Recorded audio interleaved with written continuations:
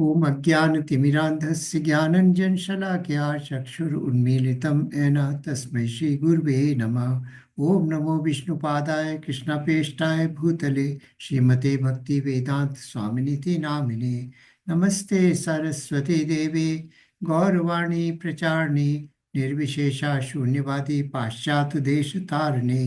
जय हो श्री कृष्ण चैतन्य प्रभु नित्यानंदा श्री अद्वैत गदाधर श्रीवासादि गौर भक्तवृंद। हे कृष्णा करुणा सिंधु दीन बंधु जगतपते गोपेश गोपिका कांता श्री राधा कांता नमोस्तुते। तप्त कांचन गौरांगी श्री राधे वृंदावनेश्वरी वृषभानुसुते देवी प्रणमामि हरिप्रिये। हरे कृष्णा कृष्णा कृष्णा हरे हरे, हरे रामा राम राम हरे हरे। हरे कृष्णा कृष्णा कृष्णा हरे हरे, हरे राम राम राम हरे हरे। हरे कृष्णा कृष्णा कृष्णा हरे हरे, हरे Ram Ram Ram Hare Hare. Hare Krishna, all assembled devotees, welcome to today's class. So we shall continue with Bhagavad Gita, understanding Bhagavad Gita in 18 days. Today is second day. We shall be covering chapter number 2 today. So we have already made prayers to Shri Radha Govind, Shri Radha Govind ki jai.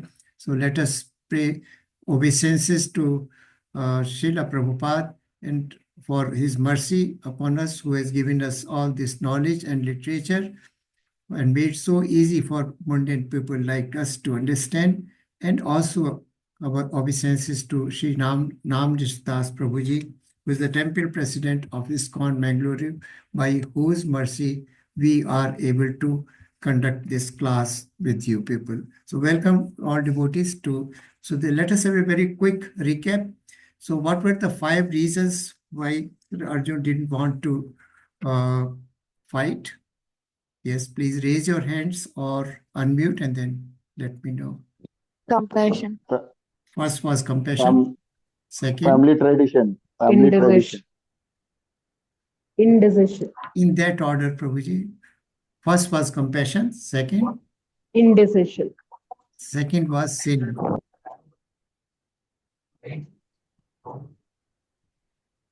So anyway, no problem. Compassion was first. Second was there was no enjoyment. Sin. Third was sin. Fourth, Indecision. indecision, right? Fifth, Family tradition. destruction of family traditions or dynasty. So these were 5 reasons which indecision, and the Lord Krishna is going to answer compassion, no enjoyment, sin, and family traditions in this chapter. Indecision he will take up in the 3rd chapter, that is Karma Yoga. So this is one thing we learned. And what were the 9 signs of victory for Pandavas? Just enumerate one by one. Chariot. In any order. Chariot. The conch sound. Conch shells, yes, one beautiful. Second, Agni chariot. Chariot, divine chariot given by Lord Agni. Third, The dhwaja. Kapi Dhwaja. Kapi Dhwaja, Lord Hanuman was present there. Fourth, Kurukshetra. it was Kurukshetra, the holy place. Right, very nice. Fifth, Goddess of fortune. Goddess of fortune. Wherever Lord Krishna is there, Goddess fortune is also there. Number 6. Bhishma Pita pacify sound to Duryodhana. Counsel sound to Duryodhana. Concept, yeah, that is already mentioned. Mataji. 6th, Pashupat Astra. Not scattered by the sounds from. Yeah, that is mentioned already. From Pandavas. Pashupat Astra, which was given to Arjuna by Lord Shiva. It was Mokshadai Ekadashi. Then Tyakta Jivita, the people were ready to lay down their life or sacrifice their life for the sake of this battle for the sake of good cause. And because Lord Krishna was there, so everybody shall be there.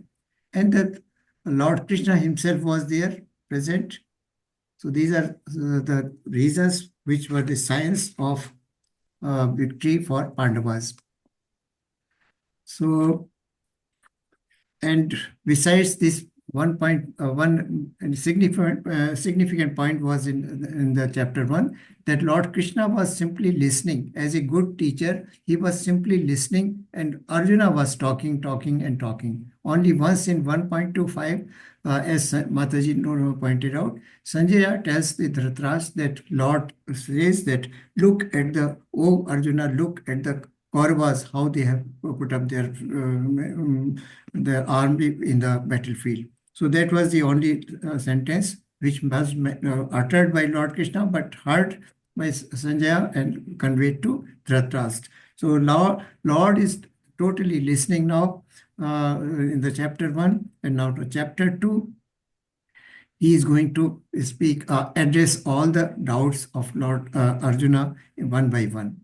So this, anybody would like to recite these slokas as we go ahead? कार्पण्य दोषोपहत स्वभाव प्रच्छामि त्वां धर्म सम्मूढ चेता यच्छ्रेयस्या निश्चितं ब्रूहि तन्मे शिष्यस्तेऽहं शाधि मां त्वां प्रपन्नम्.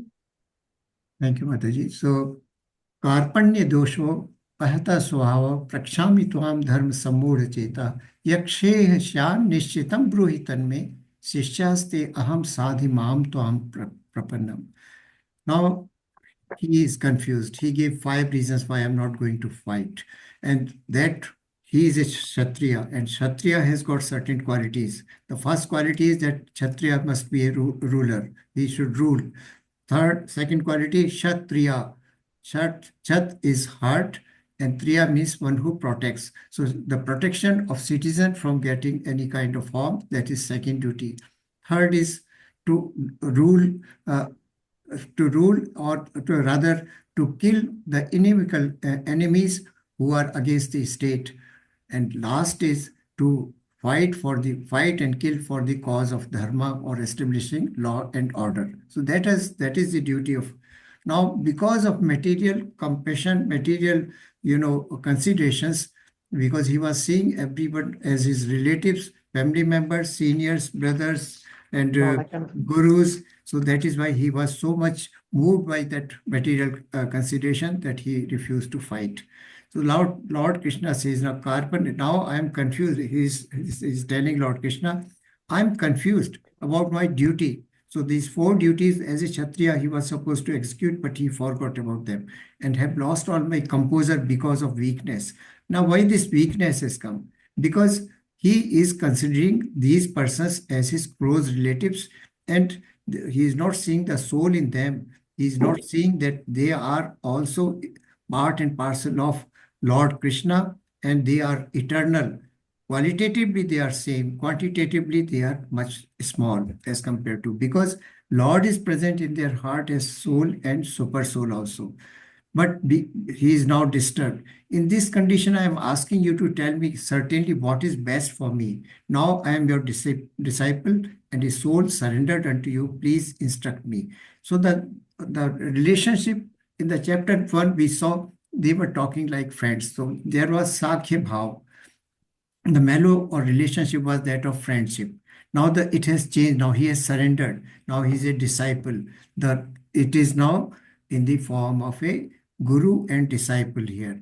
Now that is the mellow of Dasya. He is surrendered himself before Krishna acting as a Das or as a disciple of Lord Krishna. And whenever in our daily lives we are in confusion, what we do, we normally go back to our elders or our teachers or our guru and put up our problems before them, and they provide their solution. So who could be a better teacher or guide or preceptor as compared to Krishna? So Arjuna knows this fact very well. That is why he has surrendered.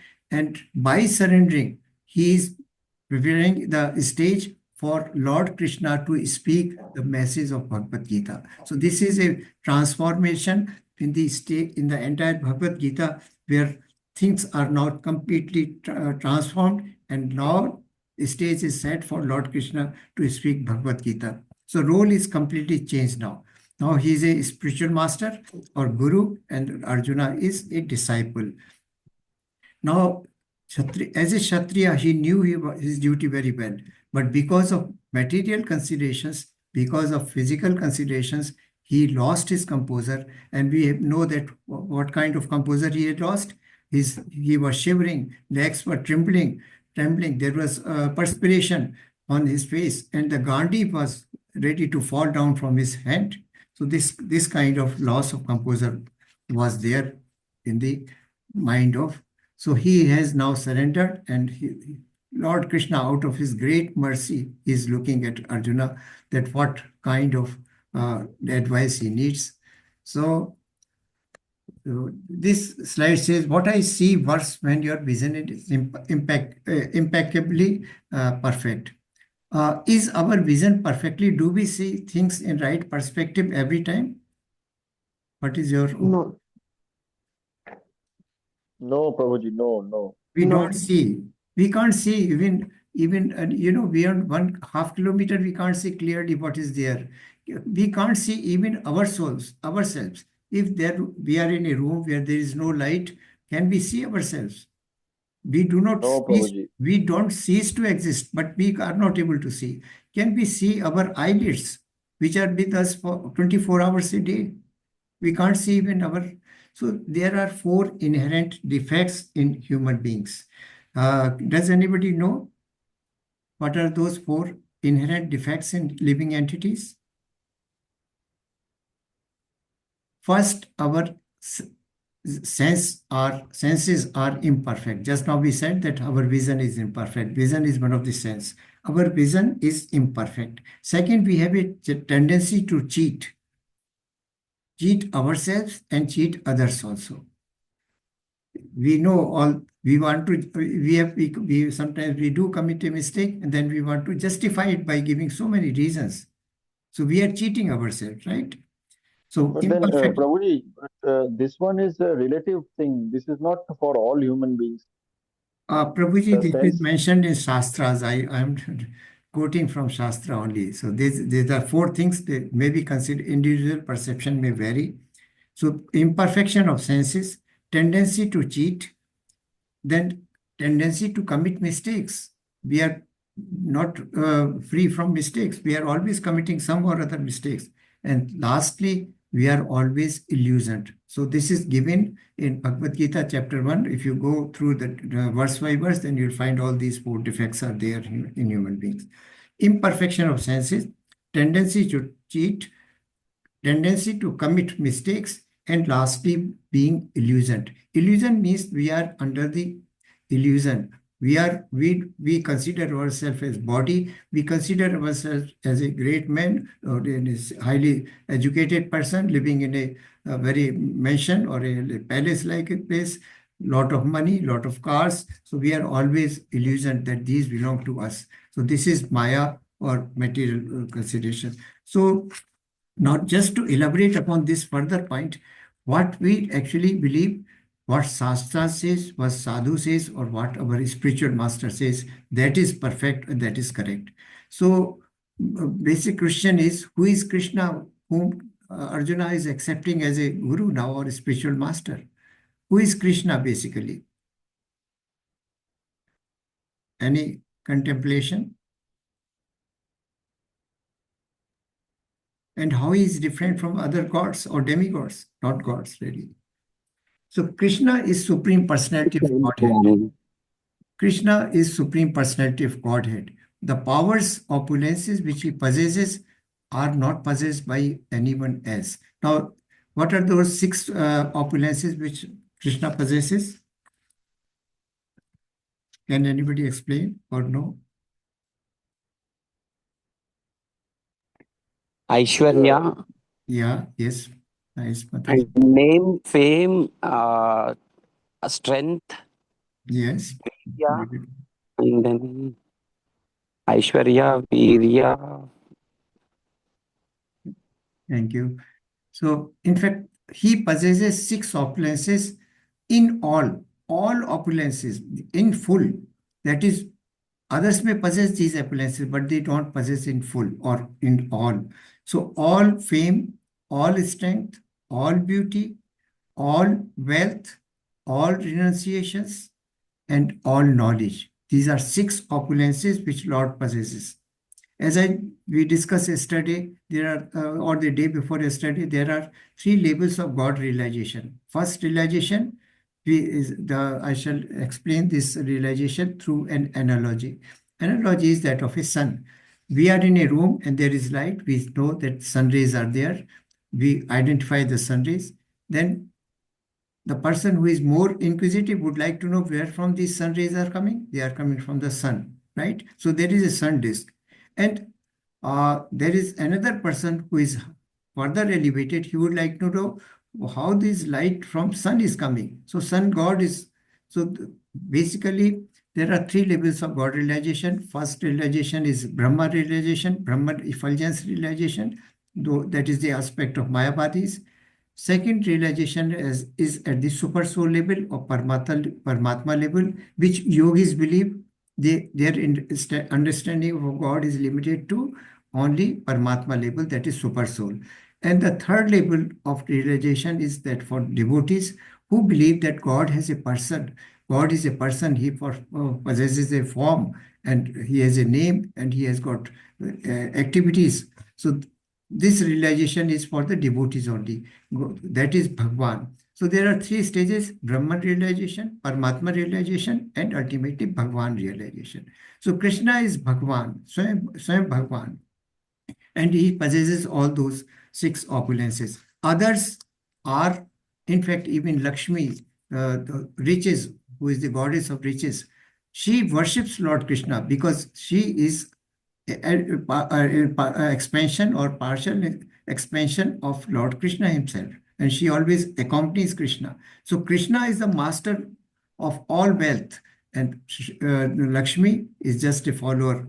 Similarly, all other demigods, they possess all kind of appliances, but very, very much less in quantity or quality as compared to Krishna. So Krishna, that is why Krishna is called Supreme Personality of God. Now, can anybody explain what scene we are seeing here? I believe what I see works when your vision is impeccably perfect. When our vision is perfect, then only we believe that this is correct. But our vision is not perfect. We don't see the things in right perspective. Yes, what is your impression? Any Prabhuji or Mataji, please? What are you seeing? You are driving a car on the road and on the side you see this kind of scene. What is this scene? What does it look like? There is a water body and there is a reflection of the setting sun on the water body. Yeah, you can. That is one. Yes, Prabhuji. Any other opinion? Thank you, Prabhuji.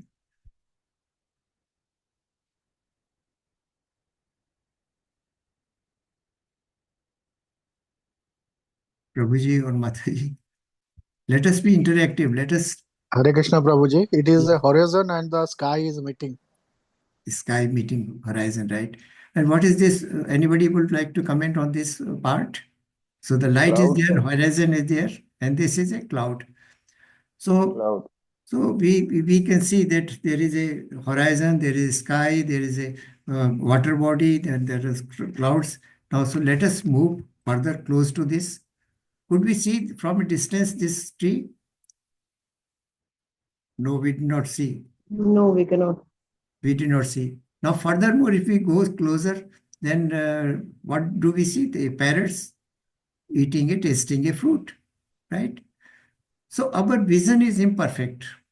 Just to prove this point that our imperfection of vision, so we are not able to see things in right perspective. So ultimately, we cannot understand Krishna so easily also. It is only by the mercy of Shastras, Sadhu, and our spiritual masters that we can understand Krishna. And the earlier picture that you saw just now here, Who tells the parrot that this is the sweetest fruit? Because parrot always picks up the sweetest fruit. And by tasting the pectin, in botany science we have learned that there is a layer of pectin inside the fruit. When this pectin layer is broken, the sweet fruit becomes more sweet by virtue of bite of the parrot. So who has given this knowledge? Krishna is Supreme Personality of Godhead. Sarvasya chaham hridaya sannivishto matta smritir jnanam apohanam cha.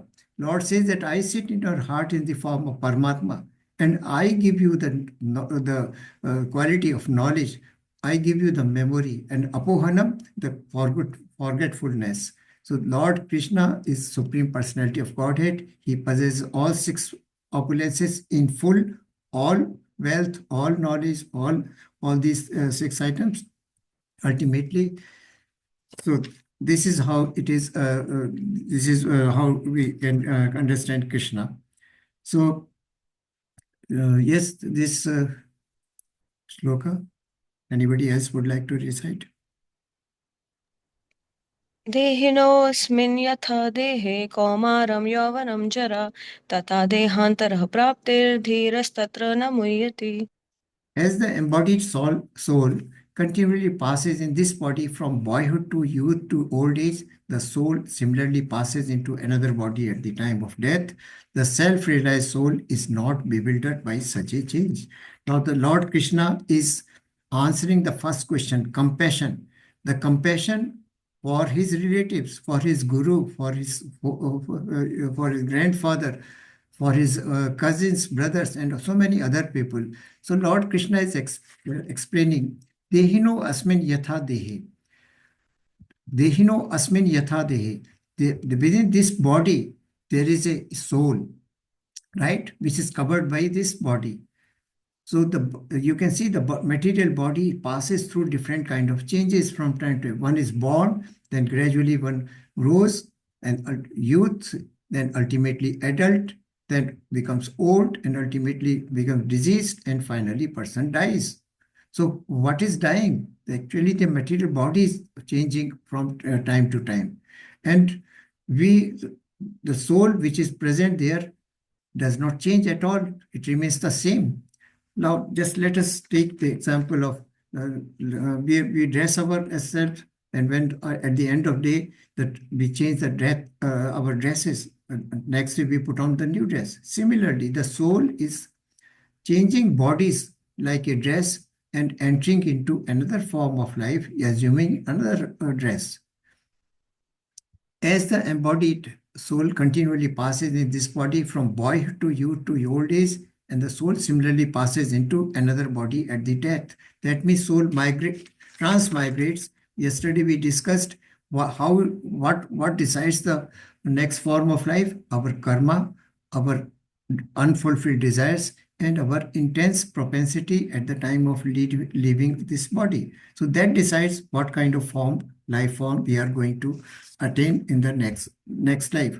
So this is already mentioned. In fact, this shall come in further chapters. So basically, Krishna is telling Arjuna that if you kill these persons, why? So you should have compassion for the soul, should not have compassion for this material body. Not just, Srila Prabhupada has given an analogy. If a person is drowning, then how will you like to save him? You would like to save the shirt of the person or the dress of the person or the person himself. What would you like to do?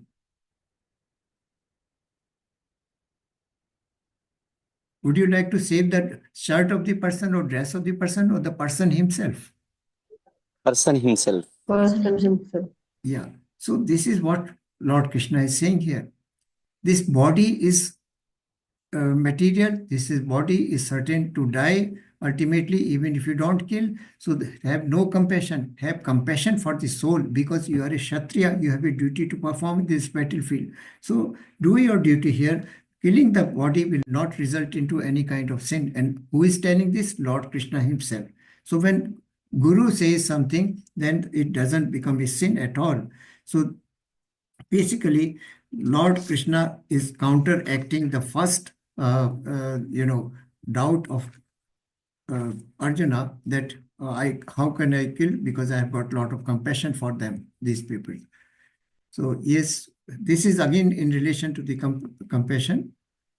Yes, Mataji. Yes, Hare Krishna, Prabhuji. Yes. नैनं छिद्दन्ति शस्त्राणि नैनं दहति पावकः न चैनं क्लेदयन्त्यापो न शोष्यति मारुतः. Hare Krishna, Prabhuji. Thank you, Mataji. So Lord says the soul can never be cut. You can kill the person, the material body will be killed, but the soul, which is eternal, which is Shashwat, which is Satchit Anand, like Lord himself, will not be killed. It can't be cut into pieces by any weapon, nor can be burned by fire, nor moistened by the water, nor withered by the wind. So soul is eternal. So it is only transmigrating. So Arjuna, if you kill these persons, the material body, which is bound to die ultimately, if you don't kill, even then, so why? So have compassion for the soul. Don't think since you can't kill the soul, so killing this person will not be a sin. Don't have compassion for this body. As this drowning person, the person, the dress of person is like the material body. The real person is the soul. So we have to have compassion for the soul or the person himself, not the dress itself, because dress is constantly changed time to time. Now, in this picture, you can see he's bewildered and Lord Krishna is explaining to him. This will come in next verse.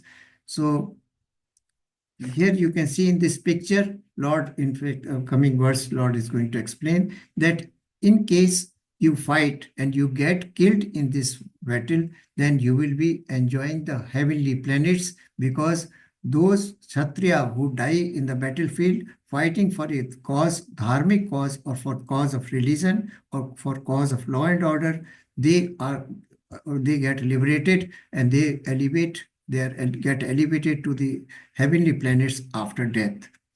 And if you don't die, say you win the war, you kill all the Kauravas, then you are going to be the king of the entire world. So you are going to enjoy the opulences of a king and living a huge palace, ruling over ruling over the entire world with your dharmic principles.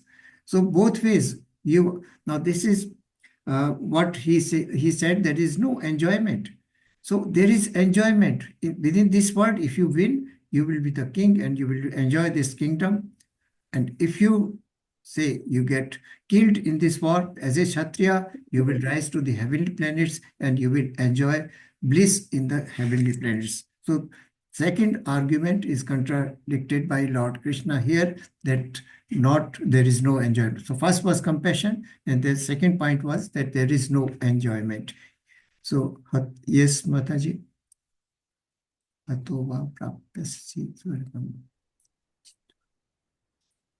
So yeah. Yes, Prabhu. Shubhada Dev.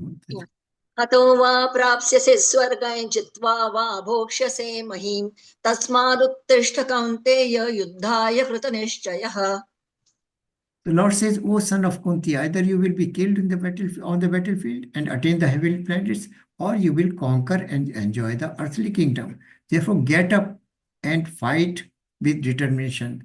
Tasmad uttishta Kaunteya. Therefore, you get up, Kaunteya, son of Kunti, Yudhyaya Krit Nishchaya, with firm determination, fight. This is the advice of Lord Krishna to. So compassion and no enjoyment, two doubts have been cleared. Yes, Mataji, please continue. अवाच्यवादांश्च बहून् वदिष्यन्ति तवाहिताः निन्दन्तस्तव सामर्थ्यं ततो दुःखतरन्नु किम्. Now, if you don't fight, you decide not to fight, and you flee away from the battlefield, then what will happen? Because you have already surrendered yourself now before me, and you're trembling, you're perspiring, and you're sweating, and you're shivering. and your Gandhi is falling from your hands. So what people will think that is it out of compassion that you have not fought? Will Duryodhan take it in this way? No. They will consider that you, because of the mighty Kauravas, the Pandavas gave up and they just ran away from the battlefield. So this is not the Kshatriya-like good. Your enemies, that means the Kauravas, will describe in many unkind words. They will scoff at you. They will make taunts, taunting remarks on you, that you ran away from the battlefield and you could not fight. They will not know that you, out of compassion, out of all these 5 considerations, you did not fight. Then, but you are able person. You are the most, beloved disciple of Dronacharya. You are perfect. You are Dharundhar, and you are expert in showering the arrows on your enemies and killing them. So why you should not? Everybody will laugh at it. Ultimately, if you don't decide not to fight, what could be more painful for you? There, in that case, if you don't fight and give up, then probably this will be more painful than the pain that you are feeling now of killing your teachers, your elders, your cousins. So this pain shall be a bigger shame or as a Kshatriya for you. So you should fight here and should not give up. This is Lord Krishna's. So basic duty is to fight here for a Kshatriya. So this is what Lord Krishna is saying here. Compassion, no enjoyment, and ultimately, if you don't fight, what is going to happen to you? So, yes, Mataji.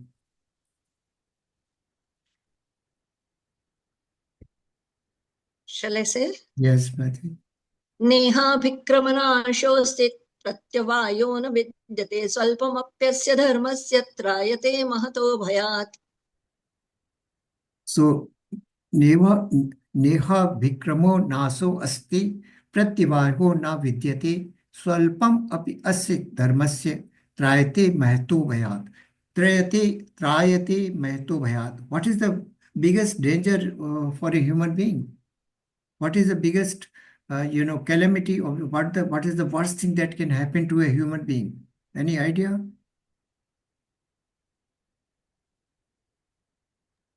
The biggest fear or biggest apprehension of a human being is to have next birth in a lower grade of species of life. Animal, tree, bird, insect, virus, bacteria. So Lord says that you should stand up and fight. Pratyavaho bayo na vidyate. There is no diminution. Whatever action you take, there shall be no diminution in your action, whether you win or whether you lose. So alpam api asya dharmasya. Whatever small activity you will do, that will be your dharma here. So your dharma is to fight. Even if you make smallest effort to fight and kill your enemies, that is your dharma. And if you don't do it, the highest fear for human being is to take birth in a lower form of life. So now you can see these pictures.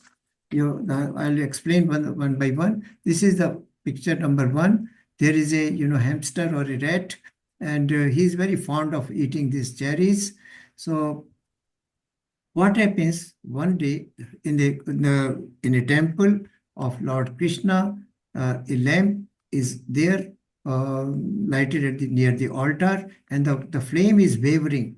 So that this rat or hamster considers that wavering flame, it becomes orange, orange is red. So he thought that this rat thinks that probably there is a cherry over here. So the rat jumps into this lamp and gets smeared with oil and ultimately catches fire.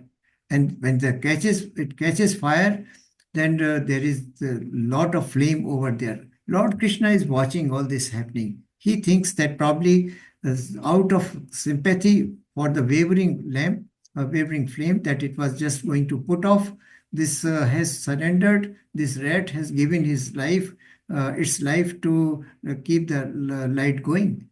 So Lord is so merciful. And this rat was immediately liberated. So whatever small activity we are doing in Krishna consciousness is not a waste. It is a sukriti. So what, and ultimately all sukriti are there to make our next life sure that probably we are not going to fall down into a lower species of form which is below the human being. And human being's life, is only very, very rare opportunity which is available out of 8,400,000 species. Now, Swalpam up asya dharmasya. Now, in this picture on left-hand side bottom, you can see Lord Rama, Lakshmana, and all those are here. And Vibhishan is coming here to meet. Vibhishan was brother of Ravana. Now, was it a sin on his part that he gave the clue to how to kill Ravana? And he was brother of Ravana, but yet he surrendered before Lord Rama and gave the clue how to kill. So was it a sin in that case? Any opinion? No. Yes. Why it was not a sin, Prabhuji? That I don't know, Prabhuji. Prabhuji, because he took the side of what was right. Yes, Prabhuji. Because Ravan was wrong. He was a very, very learned person, had lot of boons from and had done lot of tapasya and sacrifices to gain immense powers. He was even planning to make a staircase right up to the heaven so that living persons can directly go to heaven. He was so learned and he was so powerful. And he has so many boons and blessings from all demigods. But his actions were unjust. He was king of demon. Lord Rama's messenger, Hanuman, he went to his court, and what the way he was treated there. So all these were adharmic or irreligious activities. So Vibhishan was on the path of religion, and he surrendered to Lord Rama and wanted that adharma performed by his brother Ravana should stop. So it was not a sin. And in this second scene, you can see Lord Hanuman. He burnt the Lanka. Burning another's house is a sin. It is a crime, basically. But did he perform a sin or crime by burning entire Lanka? No, Prabhuji. Again, it was not a sin because he was just, in fact, basically he was just a messenger. And the treatment he was given in the court of Ravana was just unjustified. So he burnt the entire Lanka, not on his own, because of the act of Ravana's and his courtmen, because they burnt they put oil on his tail and ultimately also put it on fire. So that is how it was not a sin. So you can see whatever. And another instance over here is Lord, when the bridge was being built, Rama, all the Banar Sena, all those people were very powerful. Lord Rama did not bless each and everyone, but he blessed whom? The little squirrel. Because she could not do anything. She could not lift, squirrels could not, pick up big stones and make a bridge for Lord Rama to cross over to Lanka. But by her effort, this squirrel was putting a small quantity of sands only. So this sand, Lord Rama appreciated this small effort.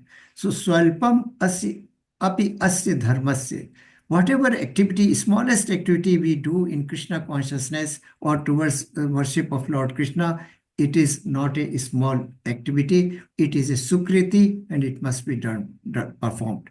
So now when Lord Krishna himself is directing Arjuna to fight, stand up and fight, forget about compassion, forget about sin, forget about no enjoyment, forget about being indecisive, and forget about family tradition. So he has to obey this. So the third question or third doubt was cleared by Lord Krishna in this manner here.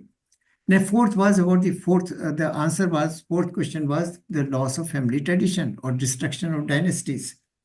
So you can see in this picture, the elder of the family, Vaishnava, he's training his son, who is a young boy, in how to put on a dhoti, right? So Lord says that if you, this was a doubt how this shall happen.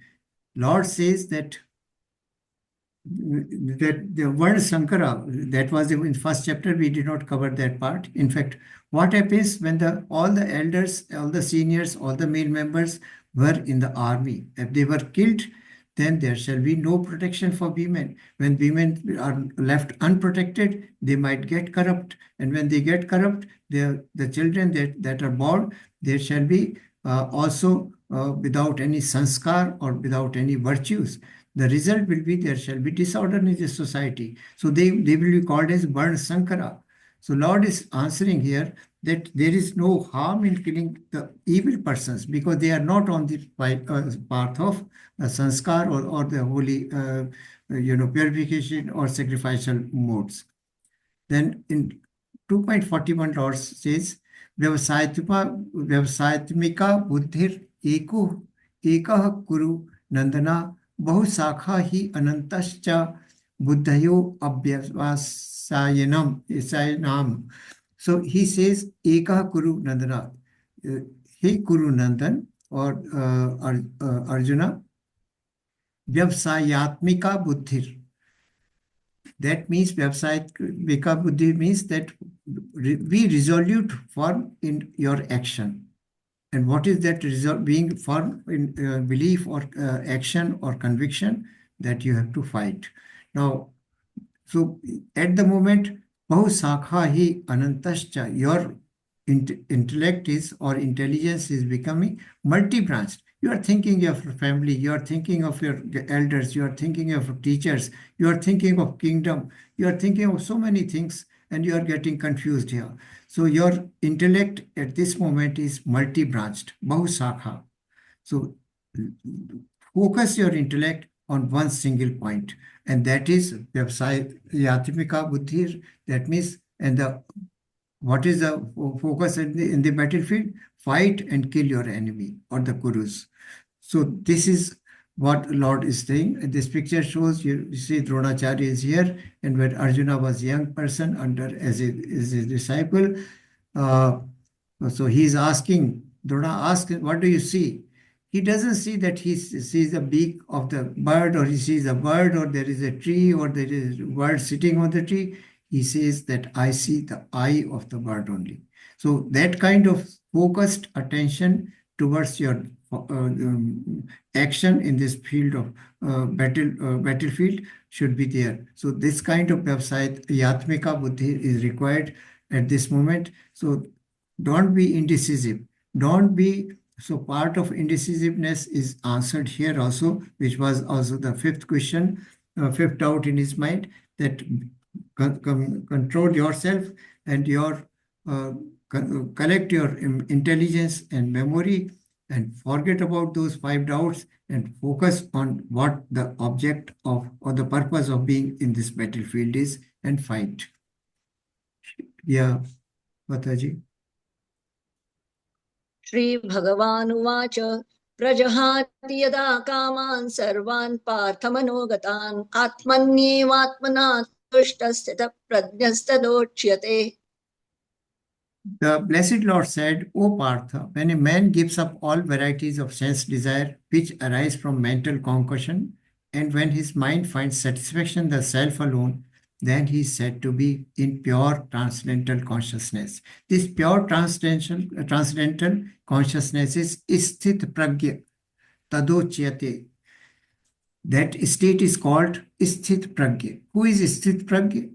One who has no material desire, one who is totally focused on Krishna consciousness, one who has no material entanglement at all. So these are the attributes of a person who is sthit pragya. He is focused on one thing. He is focused on Krishna consciousness only, and all the time he is serving and thinking without any activity for self-sense gratification. He is always working for the satisfaction of Lord. So this is Vyavsaya, this is Sthit Pragya. So be Sthit Pragya. Be focused on what I am telling you to do, because forget about the sense gratification. The attachment is a sense gratification, because he was attached to his forefathers, grandfathers, his cousins, and all other people. So Lord says that be Sthit Pragya.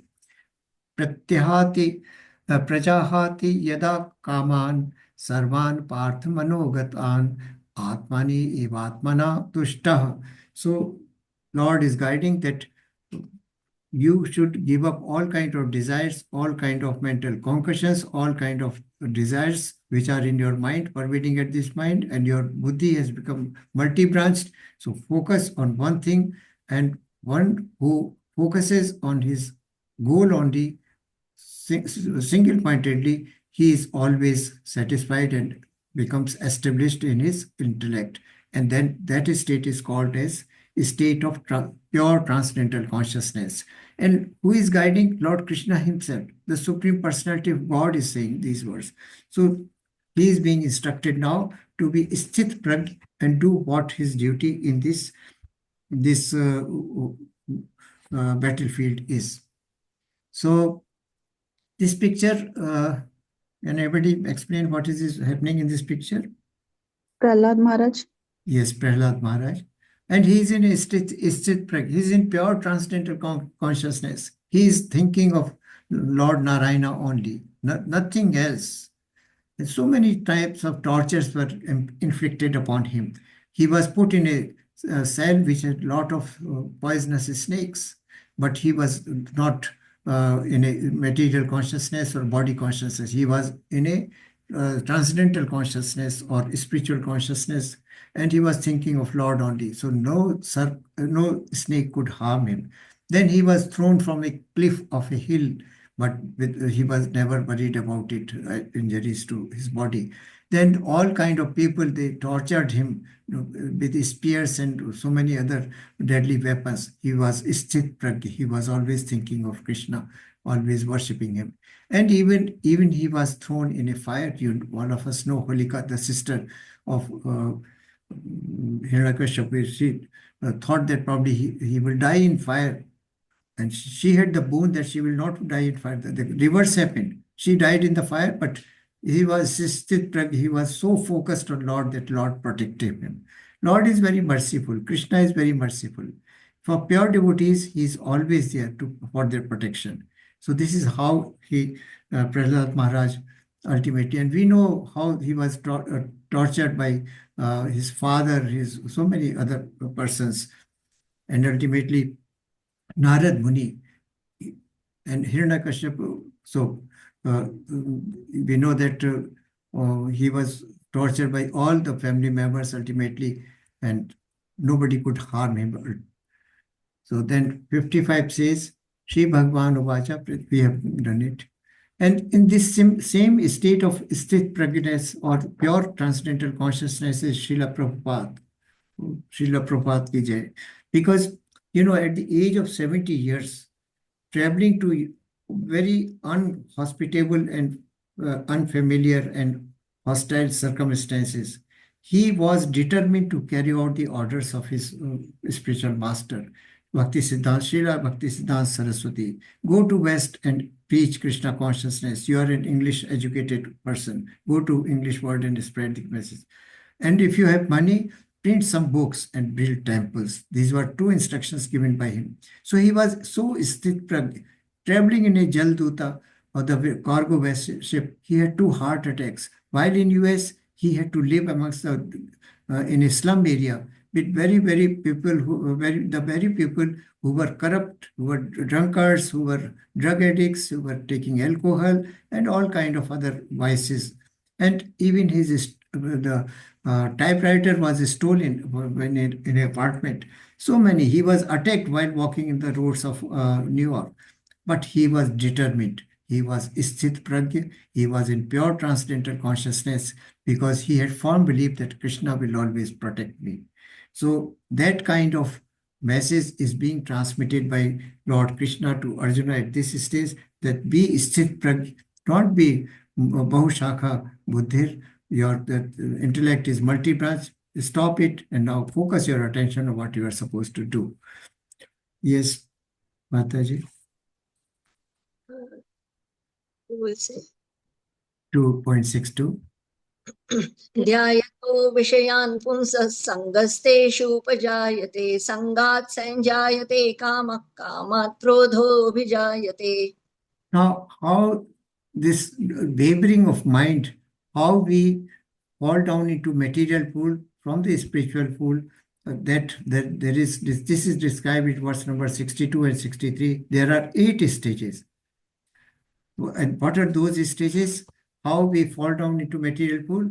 So I will explain this picture afterwards. You can see here, Dhyayato Vishyan Punsa. Dhyayato Vishyan Punsa. Whenever we contemplate on the objects of our sense gratification, what happens? Person develops an attachment. Look, if there is my friend has gotten an iPhone, latest model of iPhone. I'm thinking of it. I'm contemplating on that iPhone that I should also have it. So I develop attachment for that. So when contemplating the objects of the senses, a person develops attachment for them. And from attachment develops lust. What is lust? Lust is desire. And in Chaitanya Charitamrita, lust and love have been defined beautifully. What is lust? When we want to satisfy our own desires, that is a lust. Or a strong desire to possess anything is lust. And what is love? Love, when we develop unwavering faith and love for Krishna, then it is love. When we want to develop relationship with Krishna intensely, that is love. And lust, when we want to satisfy our own senses, or we have a strong desire to possess some material object, that is lust. So when we think of objects, we get attachment. When there is attachment, we develop a strong desire to possess it, that is lust. And when lust is not fulfilled, then we develop anger, right? So in this picture, you can see there is a young person, boy, who is looking at gets a sight of a young lady. Now he develops some kind of attachment towards this lady. He wants to have that lady as his partner or whatever relationship. He wants to have this relationship with this lady. Now when there is a relationship, there is lust. There is too much of fulfillment of desires in this, the mind of this person. Now after this, what happens? You know, husband, wife, or the couples, they quarrel at times. They beat each other. So there is, after lust, there is anger. And when there is anger, what happens next? Bodhat bhavati sammoha, sammohat smriti vibhamsha, smriti brahmasad buddhi nasho, buddhi nasat pranashyati. From anger, complete delusion arises. The person forgets what he is doing. He is deluded. He forgets he loses the power of discrimination. What is right, what is wrong, he loses this power. And from delusion, from this state, bewilderment of memory. Memory is totally bewildered. That means he does not recognize anything. What he is doing, what is just, the power of discrimination is lost. The power of identifying the right course of things, that is lost. And when memory is bewildered, intelligence is lost. That intelligence, the function of intelligence is discriminate between good and bad, to be done, not to be done. So there is delusion. Delusion results into bewilderment, and bewilderment results into loss of intelligence. And when one loses intelligence on the power of discrimination, he falls down into the material pool. That means he starts committing sin. So these are 8 stages. As we see, first is attachment, contemplation of sense objects. Then after contemplation, attachment develops. Attachment leads to lust. Lust leads to anger. And when that anger is there, then delusion is there. Then the bewilderment of, memory is there. And after memory is bewildered, then there is loss of intelligence. And when loss of discrimination power is lost, one falls down into the material pool. So object of senses lead to, this is graphic representation, leads to attachment. Attachment leads to lust. Lust leads to anger. Anger leads to delusion. Delusion leads to bewilderment, memory, and ultimately loss of intelligence and fall down. So this one has to, a person who is doing all these things? The people who are in mode of passion or in the mode of ignorance. This is their cycle, how they are getting involved in the material pool and start committing, sins. So this is what we have learned. This is a very small description of chapter 2 because it is saransh. Saransh means summary of entire Bhagavad Gita. This is a chapter name which is given in Bhagavad Gita as it is. And in this, we have dealt, the Lord Krishna has dealt extensively with Ishvara, with Jiva, with Karma, with Kal, with Prakriti. So all these 5 topics have been discussed in detail in this topic, and it is the summary of entire Bhagavad Gita, this chapter number 2. Now, just a breakup to give the answers to 5 type of doubts or confusion that Arjun had, and what Lord Krishna cleared. First was compassion, that was expressed in 28 to 20, number 30. That Arjuna explained to that why, how can I'm feeling so compassionate about how can I kill my guru and relatives and grandfather and all those teachers. So Krishna answers that they are not the body, they are soul. So if you are killing them, you are not killing them actually, because their soul cannot be killed. You are killing only the body, which even if you don't kill, ultimately they will die. So the body is perishable, it is material. Second argument was that I will not have any enjoyment. Krishna contradicts is in 31 to 37. He says that if you fight, it is your duty to fight as a Kshatriya. Kshatriya, Shat means heart, and Triya means protection. So your duty is to protect from harm. But in the battlefield, when Lord Krishna himself is guiding him as a spiritual master, is his duty to fight. Now, there are 2 options when you fight as a Kshatriya. As I told you, there are 5 qualities of Kshatriya. So one of them was to fight for right cause and establish the dharma or religion. So if you die, you will go to the heavenly planets, because Kshatriya, a soldier who dies in the battlefield for country, goes to the heavens only, because he is working for selflessly, not for self-gratification, but for the country. Similarly, a Kshatriya, when he dies in battlefield, fighting the enemy, he goes to heaven. Or if you win, the enemies die, then you are going to enjoy the opulence of this kingdom, and you will be the king of entire world. You will enjoy with your friends and family members. Third doubt was he was fearful of sinful activity, that it shall be sin to kill my elders and others, because they are all very dear to me. So now the killing, it will not be a sin. We have seen in the case of Vibhishan, we have seen in the case of Lord Hanuman, we have seen in the case of the squirrel, whatever smallest thing you do in a religion, for the establishment of religion or the principles of religion, then it is a devotional activity. It is more so devotional activity because Lord Krishna himself is guiding him to do this activity. So it is not a sin when Lord himself is saying, go fight, and fight, stand up and fight with determination. So that is not a sin at that time. And similarly, what Lord Hanuman did and what Vibhishan did, that was also not a sin, because it was done for the better cause. Then destruction of family tradition, because Kauravas were on the path of irreligion. So there is no harm in killing them, because no family traditions will be lost.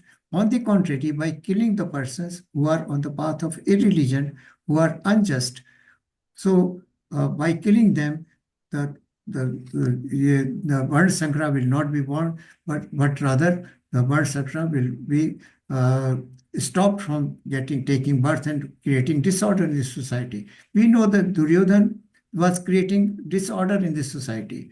What his role towards Draupadi and his cousins was, we all of us know during the gambling match.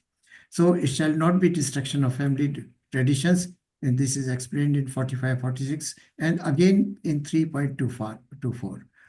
And lastly, the indecision. He was indecisive whether to fight or not fight. He gave so many reasons and arguments. Apparently, they sound very sound and correct. But Lord Krishna now tells what is our duty as a living entity, following dharma, what should we do and what we should not do. And since Lord, the religion personified himself, Lord Krishna himself is asking him, so the state of indecision and all these 4 doubts should be done away with, and he should fight. So serve the Lord with firm determination. Lord just now mentioned that we have Sayatmika Buddhi, that is pure transcendental consciousness. You should develop, and single-pointedly, in a focused manner, you should fight and kill the people who are, in fact, on the path of wrongdoing. So this is what we heard in chapter 2. Chapter 2 is a big chapter, and since we are covering it in 18 days only, I cannot touch many things because those are too detailed, in fact. So any question you would like to ask me? You are welcome to ask, please. You can unmute one by one and put a question. Varna Sankara, Prabhuji, Varna Sankara means? Varna Sankara means the progeny which follows the path of irreligion, which is corrupt, which does not have any moral values or ethics, and creates disturbance in the society. So those are called Varna Sankaras. And they are born out of corrupt mother only. They create disorder in society. All the welfare activities will be stopped because Varna Sankara will be selfish people. They shall be cruel and unjust people.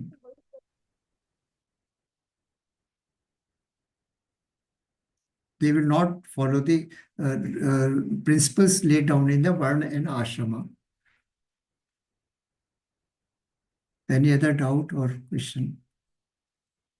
Hare Krishna Prabhuji, like normally, as yesterday you mentioned, we have 4 disciplic sections, right? And is these disciplic sections is not belongs to Vaishnava, right? It is belongs to all gods, right? The four disciplic successions, Prabhuji, we mentioned Yes, Prabhuji. Sri Sampradaya, Rudra Sampradaya. Sri is Lakshmi ji, and then Rudra is Lord Shiva. Then 4 Kumaras, Kumara Sampradaya, Nimbakacharya, and then 4th is our Sampradaya, that is Madhav, Brahma Madhav Gaudiya Sampradaya. And Prabhuji, Madhvacharya is the spiritual master of this Sampradaya. Yes, Prabhuji, if I consider that Veda scriptures and whatever, like as you mentioned, Shiva has a separate literature where they emphasize on Shiva's glories, everything, and at the same time on different platforms. If we consider our Vedas, all the things, they have their own elevation, everything, right? So now my question is like, on what basis we are confirming Lord Krishna is the Supreme Personality? He is the only topmost God. Why not Shiva or someone else? Yes, Prabhuji, that we will talk about when we talk about Vedic cosmology. And he is the cause of the Srimad Bhagavatam, Canto 1, Chapter 1, verse number 1. Janmadi Yasyato Ab. So this verse I will just narrate to you, recite to you. This says that Krishna is the cause of all causes. Nothing existed before Krishna. Now there are certain avatars which take place, and everything happens when Krishna is there. So just listen this. Janmadi, this is the first verse of first canto of Janmadi Yes Yato Anvayad Itratas Charshev Abhikya Surat Tene Brahma Hridaya Adi Kavye Muhyanti Yat Surya Tejo Bari Mridam Yatha Yatrati Sarvamrisha Dhamna Swain Sada Nirast Koikam. The 7 qualities of Lord Krishna are mentioned by Vedvyas, that he is Anadi, he is Adi Purush. Nothing existed before Krishna. And he was the first person to give the message. He is cause of all causes. Everything has emanated from him. Lord Krishna himself in Bhagavadgita has said, Matta Sarvam Pravartate. Everything has emanated. This all material world and spiritual world, and all spiritual world has emanated from me. This is what he says. So, in fact, this is very difficult to understand, because we, myself also, until I did not know all this literature, we all used to consider Krishna as one of the gods. The concept of demigods. Krishna is the like prime minister. In his ministry, there are certain departments, and each department is headed by a Devi or Devta or demigod, and they are in charge of this particular department only, right? And Krishna, as I just now mentioned, he has 6 opulences. All the creations, they are all expansions or expansions or expansions, or part and parcels of Krishna himself, who has expanded into. So when we talk about 3 avatars,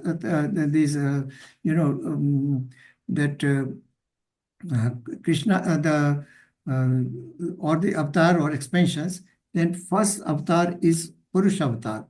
That is in the form of Karnak Doshai Vishnu. Then from Karnak Doshai Vishnu came Shirokdakshai Vishnu, and then came the Garbhodakshai Vishnu. So Karnak Doshai Vishnu, Garbhodakshai Vishnu, and so all the demigods have come from the Garbhodakshai Vishnu is the source.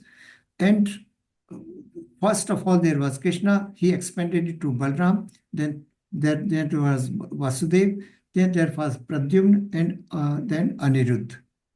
Then from first the Sankarsana, first Sankarsana came the Mahavishnu, and from Mahavishnu came this Mahatattva, and from Mahatattva came Karnabdakshai Vishnu, Garbhodakshai Vishnu, and then Shirokdakshai Vishnu.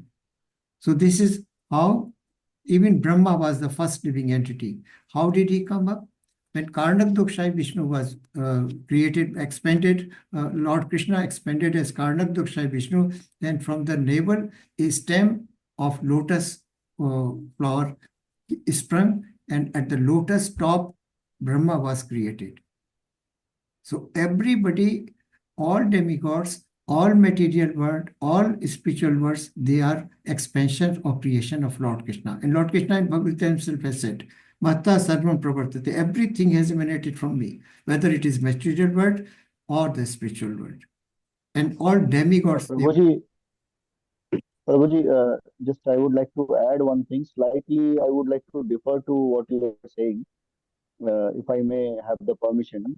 Yeah, that sure. With respect to Lord Shiva, what you are saying, I understand that you are an ardent follower of Lord Krishna, so am I.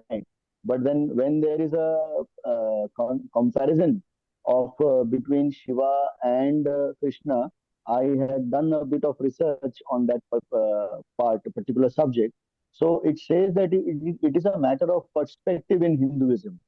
We can't really compare both the personalities, because both are a supreme form of the highest consciousness. If we consider from Shaivism point of view, they would consider Shiva as the supreme being. If we consider Vaishnavism, they would consider Krishna as the supreme being. If we consider Advaita Vedanta, both are seen as the ultimate being or the form of Brahma. So I don't think that we should, give this comparative outlook that Krishna is the supreme and Shiva is not, or any other is not, because I don't think that they are comparable. both are different forms of the consciousness or different names that can be given as per our perspective. That is what I just want to submit. Sure, Prabhuji, your comprehension may be correct to this but we have to understand the origin, how this expansions, the creation when we study Srimad Bhagavatam, written by Vyasadeva, who is himself incarnation of Lord Krishna, then probably these things will be much more clear. How this Vedic cosmology tells us who came first and how all material and spiritual world came into existence and all these things. So anyway, it's not a matter of discussion or debate, but yes, it depends, because initially I also believed like this. I'm not saying that because I belong to ISKCON or I belong to this Gaudiya Mat Sampradaya that I believe so, but it is what we sadhu, what shastras or whatever spiritual masters say or they tell us, we believe that, Prabhuji. So we'll discuss about Vedic cosmology, but then we'll... No, I don't think that any spiritual master, Prabhuji, any spiritual master would be saying this, that Krishna is more superior than Shiva. I'm yet to find any script that says that. If you have that, I could share with us, because it is just a perspective given by the Krishna consciousness followers, that we can take it that it is one perspective. But I don't think that we should do that comparison only at the first place, and no scripture says that Krishna is superior than Shiva. Anyway, we will not discuss further on this topic, because this is a matter of understanding. The more we study, the more we get realization, then the real knowledge descends upon us. So this is my concept. I think we need to have more and more knowledge. There is what Shastra says, what is given in Srimad Bhagavatam, what Lord Krishna himself has said in Bhagavadgita. We believe that, because what Krishna says, nothing can be counteracted. That has to be... Yes, because Prabhuji, that is the perception of the Vaishnava. So what the perception you are saying as the Shastras, that is the Vaishnavic perception. But the other perception is Shiva is also self-created. The Vedas mentioned him as the Rudra, or who is the ancient deity, he's self-born. So we can't really compare. I mean, Krishna, with all due respect to the Krishna's existence, we cannot deny. But at the same time, we cannot say that he is... Sure, Prabhuji. When there are 6 incarnations, when we talk about 6 avatars, then probably we will be better understanding this thing. Thank you, Prabhuji, raising for this issue. But definitely this issue will remain, and we'll talk about it some other time. Any other question, Prabhuji or Mataji? I think Mataji has already posted the attendance link. So there is no other question. It is very difficult to believe what I am saying, because we are taught right from childhood this is what we have been taught. Krishna is just equal to all, like any other god. This is what we have learned right since childhood. We have seen it. So there is no issue, in fact. We read more and more, we learn more and more, we have an open mind, then probably we can understand all those things. I respect your opinion, Prabhuji. There is no issue. Thank you. Any other question or any other doubt you would like to say? Yeah, Prabhuji, I mean, again, I'm coming to the same point. It is not like I don't want to distinguish between Shiva, because I strongly believe Vaishnavanam Yada Shambho. So my point is like, it's not distinguish who is great or who is superior or inferior. My point is to understand like how, I mean, as another Prabhu mentioned, when it comes to Vaishnava community, Bhagavad Gita as well as Bhagavatam is the predominant source. Like Shiva has their own source, Durga has their own source, and other religions apart from Hinduism, they have their own source. Where it was, I mean, my main point is, if we try to read and understand the things, all is communicating one point. So God is the supreme. But when it comes to the rules and regulations, totally one community is saying eating non-veg is allowable, and another community is saying eating non-veg is not allowable. And but when it comes to their fundamental point, God is great, God is the supreme. So I don't want to really go in depth on who is supreme personality, because I myself strongly believe Krishna is the supreme personality. So I have that belief. So I don't want to go into different direction. But if as a new joiner in the devotional community, so when these kind of because yeah, one scripture is talking one thing and another scripture is talking another thing, how I should get a strong belief with the evidence or something, because as Prabhu mentioned, if I ask a new devotional person who is very new to devotion, if I ask him to read Bhagavad-gita, he will say Krishna is the supreme. If I give Shiva Purana, he will say Shiva is great. If I give Devi Purana, he may say Durga Devi is great. If I give Bible, he will say Jesus is the great. So I want to understand for the new devotion person perspective guy, or if I as I'm planning to start the devotional thing in a right way.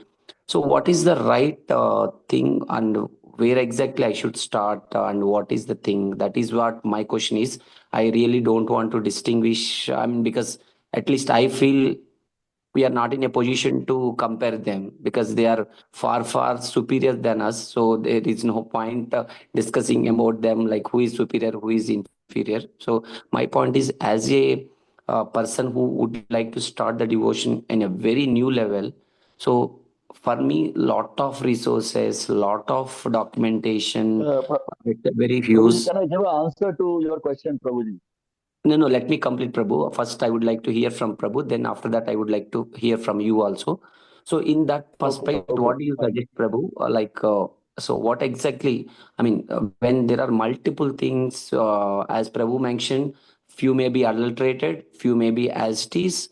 And so how I can distinguish if I go and give Bhagavad Gita to someone, yeah, if I say as it is, so what is the proof that my friend asked me, what is the proof it is as it is?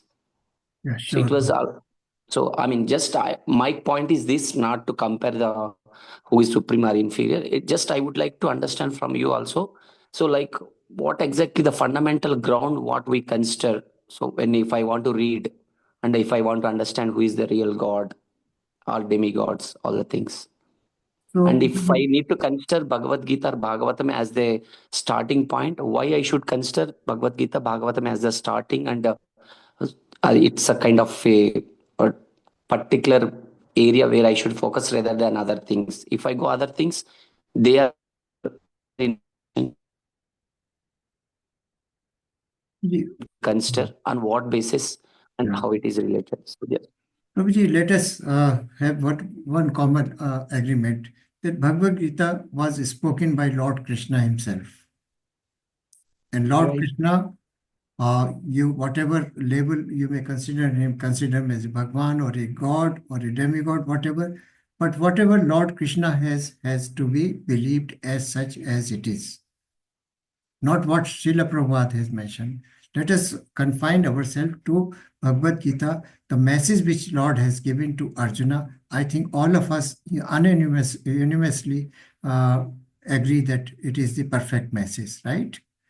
So Yes, all Prabhu. these questions which are raised by Prabhuji and you yourself, Prabhuji, they are answered by Lord himself, and I'll quote those verses from Lord Krishna himself without any mixing my opinion or our spiritual master's opinion. So that shall be the convincing truth and convincing fact. Now your friends, they say, how you say that as it is, because that is supported by so many shastras. We believe in three persons, sadhu, shastra, and spiritual master. What they say, we accept it as true, right? So now let us confine to shastras only. What shastras say, that is perhaps the perfect truth or absolute truth. So we trust them, and we have to trust them because we are mundane, we have imperfection, our knowledge is imperfect, incomplete, we do not know anything, we are mudha, we are basically foolish persons. Because we are so materially involved, he do not understand the principles of spirituality or the divinity as such. So what Krishna has said, we will confine our opinion to that only. Leave aside Bhagavad commentation by Srila Prabhupada, but it is all so authentic and submitted by them. Yes, Shubhada. Sorry, I have very limited knowledge, but with that, I would like to just say that in 10th chapter, that is Vibhuti Yoga, God himself has said, Shri Krishna, Bhagwan has said that I am the Vibhuti and I am everywhere. Like you said, Prabhuji, Mattah Paravartanam Nanyat Kinchid Asti. No, what is that? Mattah Pravartanam. Mattah Sarvam Pravartate. Iti Matva Bhajante Mam Buddha Bhava Samangita. Like that. And then also he also says, Rudranam Shankarashchasmi Vittesho Yaksharakshasa. Vasunam Pavakaschasmi Meru Shikrinamaham. So everywhere he is present everywhere and in every person. What is he also saying? No? Ahamatma Gudakesha Sarvabhuta Shastitaha Ahamadishcha Madhyancha Bhutana Manta Evacha. So I am everywhere. I am at the beginning. I am at the end. I am in the middle.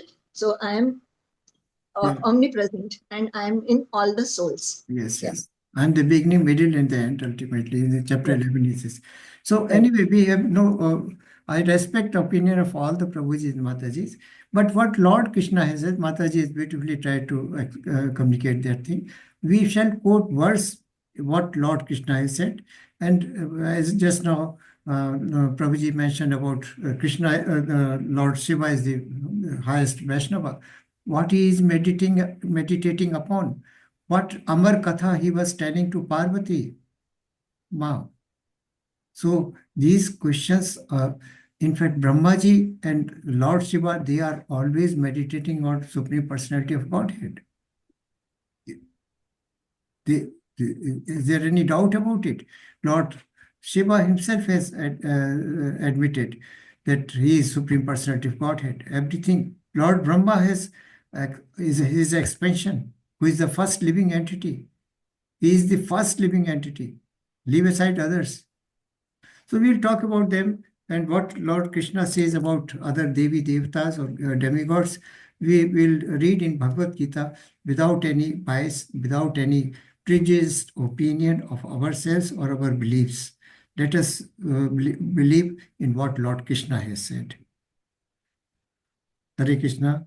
I think we'll continue this debate. Regarding this, I have a lot of other doubts also. If you are okay, I can directly call in your free time. So, I mean, it's not about I should know in a right way. I have a lot of other things also. Sure. So, most welcome. Most welcome. You can talk to me. You can WhatsApp me on my number, which is given in the group. Please do. I shall be very happy to learn something from you, to learn from scriptures, and probably tell you also something which... No, Prabhuji, I should learn from you. It is not like... No.